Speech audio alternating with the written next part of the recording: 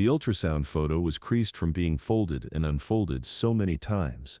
Jeff kept it in his wallet, behind his driver's license, where nobody would accidentally see it. Every night before bed, he would take it out and stare at the grainy black and white image of the baby that would never be born. The baby he would never hold, never sing to, never teach to play guitar, and every night he would whisper the same lullaby to that photograph.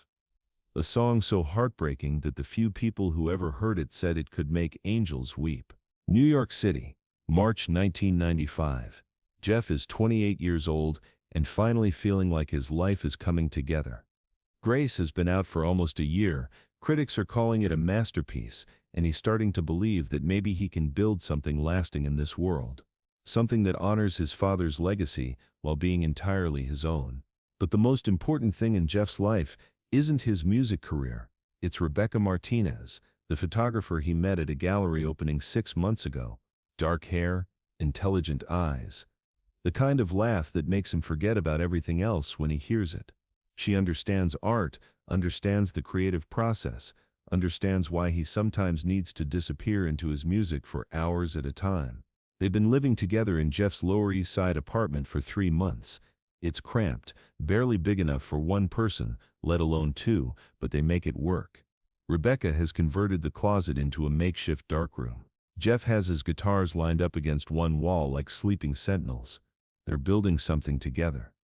Not just a relationship, but a shared creative life. And then Rebecca misses her period. At first, they don't think much of it. Rebecca's cycle has never been perfectly regular, and the stress of trying to make it as an artist in New York can throw anyone's body off balance. But when the second month passes with no sign of menstruation, they buy a pregnancy test. 2 pink lines. Clear as daylight. Unmistakable. They sit on the bathroom floor of Jeff's apartment, staring at the test kit like it might change its mind if they look at it long enough. Neither speaks for several minutes. Finally, Rebecca breaks the silence. So, this is happening. Jeff nods slowly. This is happening. They're both scared. Jeff is just starting to find stability in his career. Rebecca is still trying to establish herself as a photographer. They have no money saved, no health insurance, no real plan for the future beyond hoping their respective arts will sustain them. But underneath the fear is something else. Something that surprises them both with its intensity. Joy. Pure, uncomplicated joy at the idea of creating a life together, of bringing someone new into the world who will be part Jeff, part Rebecca, part something entirely unprecedented. We can do this, Jeff says, taking Rebecca's hand. We can figure it out. You think so? I know so. This baby is going to be so loved, Rebecca. So wanted. We'll make it work. And for 6 weeks, they do make it work. They start planning, start dreaming, start building a future around this tiny life growing inside Rebecca. Jeff writes songs for the baby, lullabies, mostly gentle melodies with nonsense words that somehow sound perfect. Rebecca documents the early stages of her pregnancy with her camera, creating a visual diary of their transformation from couple to family. They go to their first doctor's appointment together. The obstetrician, Dr. Sarah Chen, is warm and reassuring. She explains what to expect over the next several months, gives them pamphlets about prenatal vitamins and birthing classes, schedules their first ultrasound for the following week. Everything looks perfectly normal, Dr. Chen tells them. Rebecca is healthy, the pregnancy is progressing exactly as it should. You have every reason to expect a smooth 9 months. They leave the appointment giddy with relief and excitement. Stop at a bookstore on the way home and buy 3 different books about pregnancy and childbirth. Spend the evening on Jeff's couch, reading aloud to each other about fetal development and birthing techniques, laughing at the more clinical descriptions, marveling at the complexity of what Rebecca's body is doing. Listen to this, Rebecca says, reading from one of the books. At 6 weeks, the baby's heart starts beating. That's happening right now. Right now, there's a heart beating inside me. Jeff puts his hand on Rebecca's still flat stomach. Hello in there, he whispers. We can't wait to meet you. The ultrasound appointment is scheduled for March 28, 1995, a Tuesday morning. Jeff has to cancel a recording session to be there, but there's no question of missing it. This will be the first time they see their baby, the first visual proof that this life they're creating together is real. They arrive at the clinic early, both nervous and excited. The ultrasound technician, a middle-aged woman named Maria, explains the procedure as she prepares the equipment. Rebecca lies back on the examination table, lifts her shirt to expose her abdomen. Jeff holds her hand, squeezes gently for reassurance. This might be a little cold. Maria warns as she applies the ultrasound gel to Rebecca's stomach.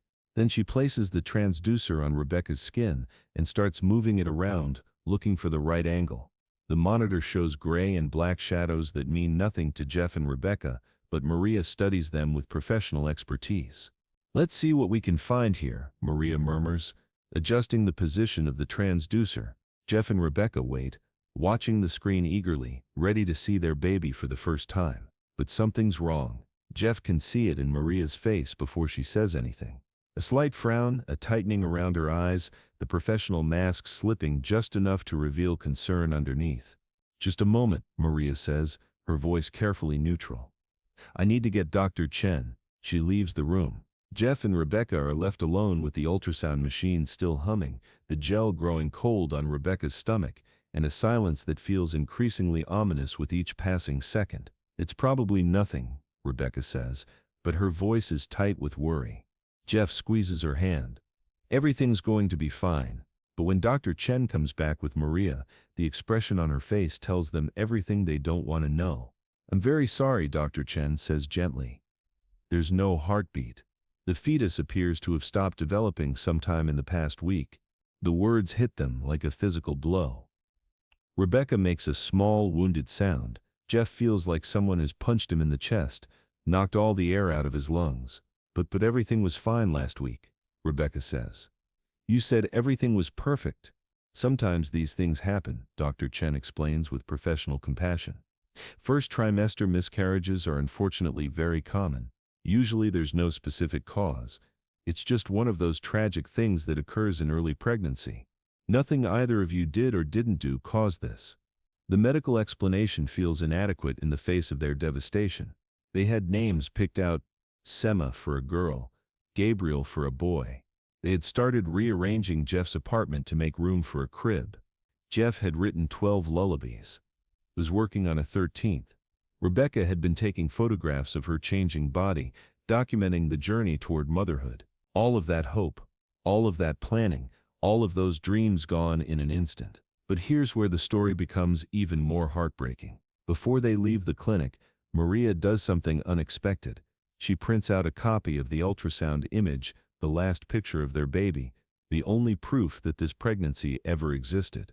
"Sometimes parents want to have this," she says quietly, handing Jeff the photo. "For closure." Jeff looks at the grainy black and white image. You have to know what you're looking for to see anything recognizable, but once Maria points it out, he can make out the tiny form, smaller than his thumb, but unmistakably human. Their baby. Their lost child. Jeff folds the photo carefully and puts it in his wallet. The miscarriage procedure happens 3 days later. Rebecca has to go to the hospital to have what the doctors clinically call a dilation and curettage. A procedure to remove the pregnancy tissue that her body hasn't expelled naturally. Jeff sits in the waiting room for 2 hours, holding that ultrasound photo, looking at it over and over like he's trying to memorize every pixel. When Rebecca comes out of surgery, she's drowsy from the anesthesia, but alert enough to cry. They hold each other in the hospital bed, grieving for the future they'll never have, the child they'll never raise, the family they almost were. "We'll try again," Rebecca whispers through her tears. "When we're ready, we'll try again." Jeff nods, but something inside him has broken. Not his love for Rebecca Sevi, that remains as strong as ever, but his faith in the future, his belief that good things are permanent, his trust that planning for happiness doesn't jinx it. All of that has cracked. Over the following weeks, they try to return to normal. Rebecca goes back to work, starts accepting photography assignments again. Jeff resumes recording sessions, begins planning tour dates. They don't talk much about the miscarriage. It feels too raw, too complicated, too painful to examine directly. But Jeff can't stop looking at that ultrasound photo. Every night he takes it out of his wallet and stares at it, and every night he sings to it, the same lullaby, Over and over, the one he wrote for the baby when they thought they had 7 more months together. The song has no title. Jeff never performs it publicly, never records it, never even plays it when Rebecca is around. It's too private, too sacred, too heartbreaking to share. But anyone who has ever accidentally overheard it, the upstairs neighbor who sometimes catches fragments through the thin apartment walls, the sound engineer who walked into the studio bathroom and heard Jeff singing softly to himself, says it's the most beautiful and devastating song they've ever encountered. The lyrics are simple, almost childlike. Sleep now, little one, sleep now. I would have sung you every song I know. Sleep now, little one, sleep now. I would have loved you more than you could know, but the angels needed you more than I did. So sleep now, little one, sleep now. It's not sophisticated poetry, it's just a father's love for a child he'll never meet, distilled into melody and ache. After 2 months of nightly vigils with the ultrasound photo, Rebecca finally asks Jeff about it. I know you still have that picture, she says one evening as they're getting ready for bed.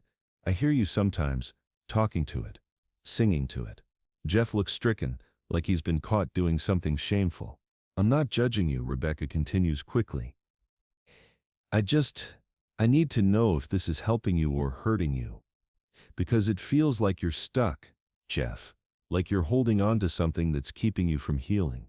Jeff sits on the edge of their bed, pulls the photo out of his wallet, hands it to Rebecca.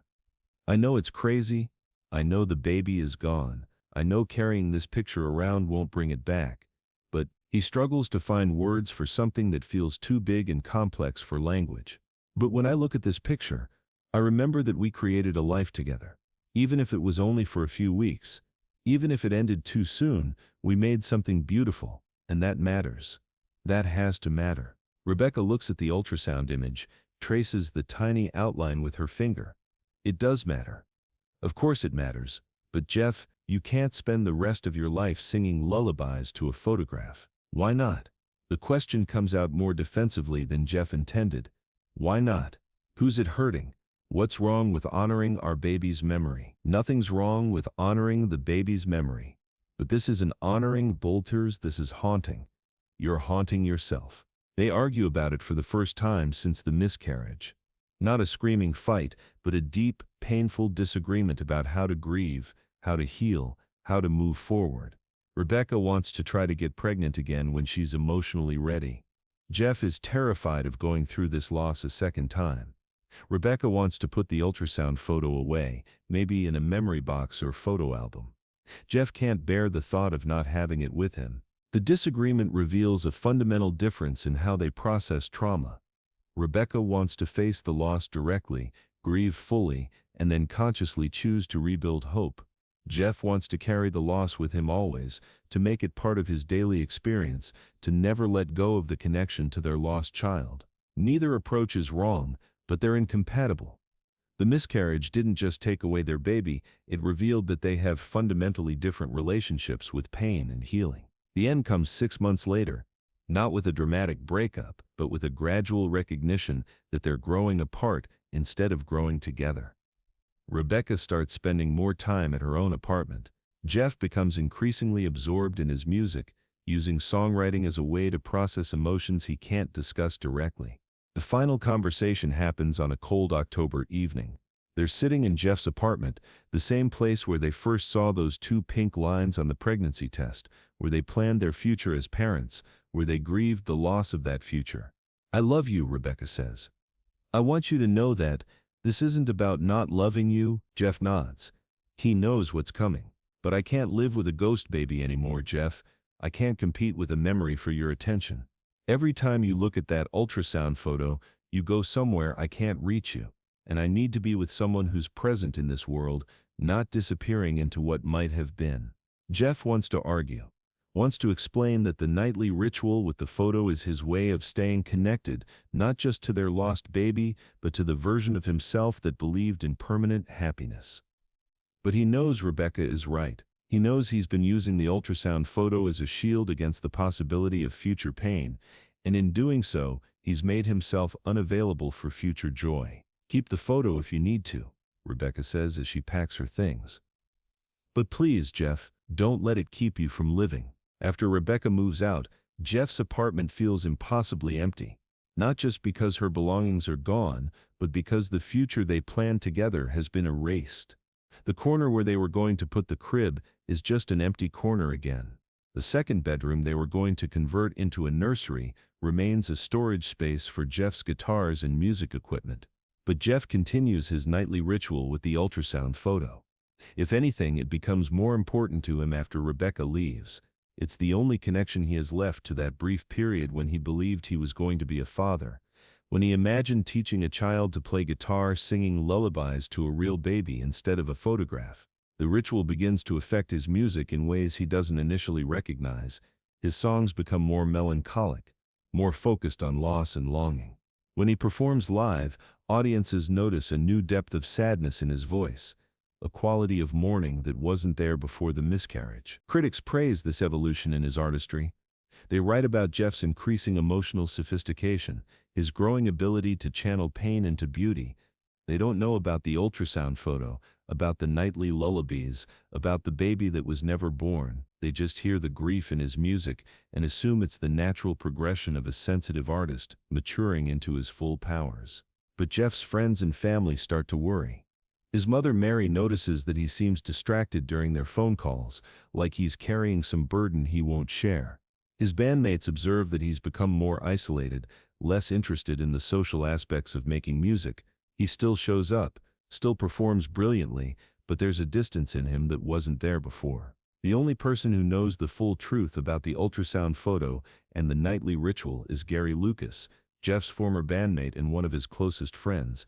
Gary notices the change in Jeff's demeanor and eventually confronts him about it. "You're disappearing, man," Gary says, after a recording session in late 1995. "I mean, you're physically here, but you're not present. What's going on?" Jeff initially resists talking about it. The miscarriage feels too private, too sacred to discuss. But Gary is persistent, and Jeff finally tells him the whole story. The pregnancy, the miscarriage, the ultrasound photo, the nightly lullabies. Gary listens without judgment, but when Jeff finishes, he asks a question that cuts straight to the heart of the matter. "Do you think carrying that photo is helping you honor the baby's memory, or is it keeping you trapped in the worst moment of your life?" Jeff doesn't have a good answer. "Well, I'm not telling you to forget," Gary continues. "I'm not telling you the baby didn't matter, but I am telling you that you're slowly killing yourself with this ritual. You're choosing to relive the loss every single night instead of choosing to remember the love." That conversation plants a seed in Jeff's mind. For the first time since the miscarriage, he begins to question whether his nightly ritual is actually helping him grieve or preventing him from healing. But he's not ready to give up the photo. Not yet. The turning point comes in an unexpected way.